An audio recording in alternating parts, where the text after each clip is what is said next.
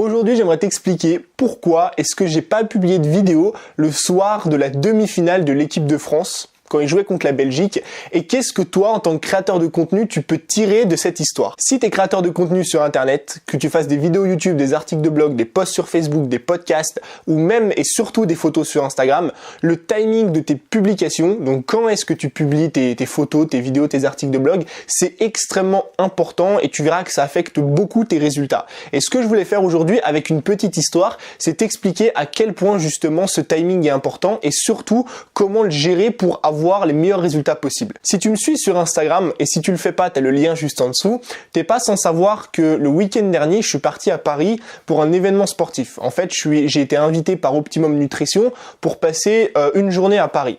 Donc ça s'est super bien passé, c'était génial. Il y a le vlog qui sort bientôt avec Antoine Fonbonne. Mais bref, c'est pas l'histoire.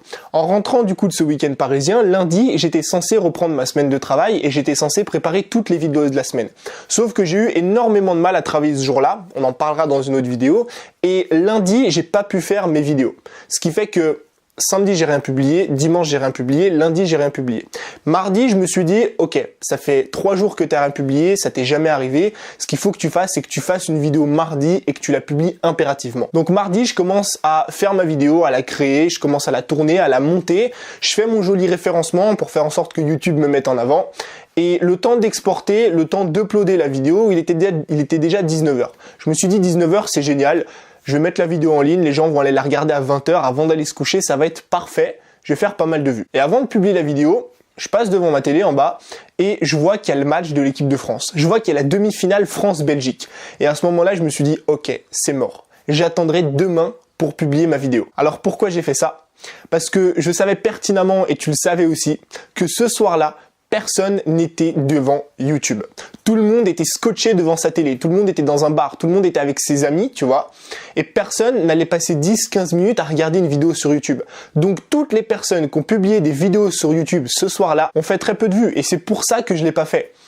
Parce que je savais pertinemment que de 20h à 22h, personne n'allait aller sur YouTube parce qu'ils étaient devant le match et qu'après le match, 22h, soit l'équipe de France gagnait et les gens partaient faire la fête, soit l'équipe de France perdait et les gens rentraient se coucher. Donc dans aucun des deux cas, les gens allaient regarder ma vidéo sur YouTube et j'aurais perdu énormément de trafic avec ça. C'est pour ça que je l'ai pas publié et c'est pour ça que j'ai préféré le faire mercredi matin. Alors c'est bien beau tout ce que je viens de t'expliquer, mais qu'est-ce que toi, en tant que créateur de contenu, tu peux tirer de cette histoire? En fait, le timing de tes publications est important pour l'attention du lecteur, pour l'attention de l'abonné, pour l'attention de la personne qui va consommer ton contenu.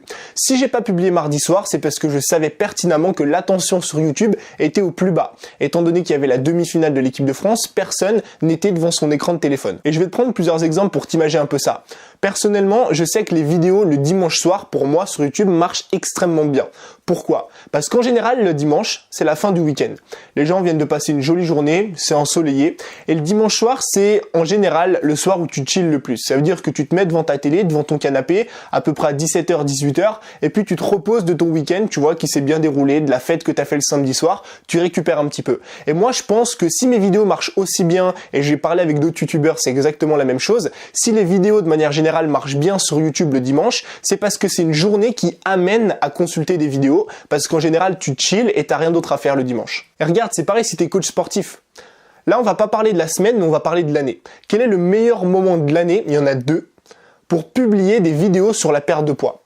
Évidemment, le premier, c'est après les fêtes de Noël, et tu peux regarder sur Google Trends, c'est à ce moment-là qu'il y a le plus haut pic de demande par rapport à la perte de poids. Et la deuxième période, c'est avant l'été, vers avril-mai, on va dire, à ce moment-là, les gens sont un peu en retard. Ils ont vite envie de perdre du poids et de se préparer pour l'été. Si tu sors des publications et des vidéos ou même des posts Instagram sur la perte de poids à ces deux périodes-là, évidemment que tu vas faire beaucoup plus de vues que si tu les sortais à des périodes où les gens ne cherchent pas à perdre du poids.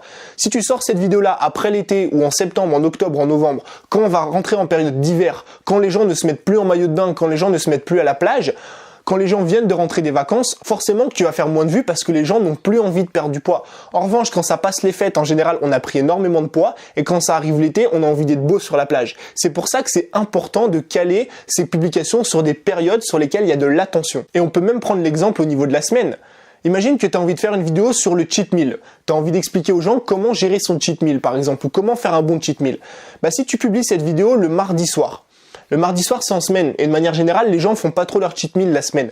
En revanche, si tu publies ta vidéo le samedi soir ou encore mieux le dimanche soir, tu peux être sûr que du vendredi au dimanche soir, obligatoirement, les gens ont fait un cheat meal. Obligatoirement, les gens sont ballonnés parce qu'ils ont de la rétention d'eau, parce qu'ils se sentent un petit peu flasque, parce qu'ils se sentent un petit peu gros. Et c'est à ce moment-là que les publications sur le cheat meal ou sur la perte de poids vont le mieux marcher la semaine. Parce que c'est à ce moment-là qu'on va le plus manger, qu'on va le plus se sentir ballonné et qu'on va le plus avoir envie de perdre du poids. Donc tu vois l'importance de l'attention quand tu publies une vidéo sur YouTube ou un post sur Instagram. Et si on reparle un petit peu de l'équipe de France, je sais pas si tu as vu sur Instagram dans ton Explorer, moi c'est un truc que j'ai remarqué beaucoup de fois. Mais mardi soir, pendant le match France-Belgique, quand tu cliques sur le bouton Explorer et qu'on te propose des publications, tu vois énormément, enfin moi en tout cas j'ai vu énormément de photos avec des drapeaux de l'équipe de France ou avec des personnes qui supportaient l'équipe de France. Pourquoi? Parce que c'était le soir de match et parce que c'était dans les tendances. Donc si ce soir-là tu voulais gagner des abonnés sur Instagram, augmenter tes likes, toucher plus de personnes, apparaître dans l'Explorer, la meilleure façon de faire c'était de suivre les tendances, la meilleure façon de faire c'était de publier une photo avec le maillot de l'équipe de France ou en tout cas en supportant l'équipe de France. Donc tu vois que là aussi on va là où il y a de l'attention. On cherche à publier des photos sur Instagram pendant une période d'attention, tu vois, sur un sujet donné. Là, ce soir-là, l'attention, elle était portée sur l'équipe de France. Bah, je t'assure que si ta publication parlait de l'équipe de France ou comportait un maillot ou un drapeau de l'équipe de France, eh ben, t'aurais triplé, quadruplé, quintuplé ton nombre de likes par rapport à d'habitude. Et ça, j'ai pu le voir chez énormément de personnes ce soir-là. Et je vais te prendre un dernier exemple. On va pas parler de foot, on va pas parler de coaching sportif, on va pas parler de création de contenu, qui sont en fait des sujets assez simples à gérer. Je vais te parler de méditation. Comment est-ce qu'on peut planifier ou comment est-ce qu'on peut faire le timing parfait par rapport à une publication de méditation?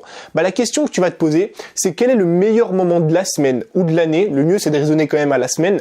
Quel est le meilleur moment de la semaine pour parler de méditation et pour apprendre aux gens à méditer? Moi, personnellement, je pense que c'est en semaine, le matin avant d'aller travailler ou le soir après le boulot. Parce que c'est pendant cette période-là que les gens ont le plus envie de se calmer, ont le plus envie de souffler, ont le plus envie de se relaxer. Si tu fais une vidéo où tu apprends aux gens à méditer le soir, en semaine, après une grosse journée de travail, forcément que ce sera plus vu, forcément que ce sera plus consulté, forcément que ce sera plus apprécié que si tu faisais cette même vidéo le dimanche alors que les gens sont déjà calmes, relaxés et reposés. Donc si aujourd'hui je t'ai raconté cette petite histoire, c'est parce que c'est vraiment important de faire en sorte que ton timing de publication soit en cohérence avec l'attention de ton audience. Publier des vidéos, des articles de blog, des podcasts et des photos Instagram uniquement quand ton audience te le demande. Et pour ça, il faut que tu te poses la question: quel est le meilleur moment pour parler de ce sujet? Quel est le moment où mon audience a le plus de douleur en ce qui concerne cette thématique-là? Et à ce moment-là, tu publies ta vidéo, ton article, ton podcast ou ta photo Instagram et tu verras que tes résultats vont augmenter. Donc j'espère que cette vidéo t'a plu. N'hésite pas dans les commentaires à mettre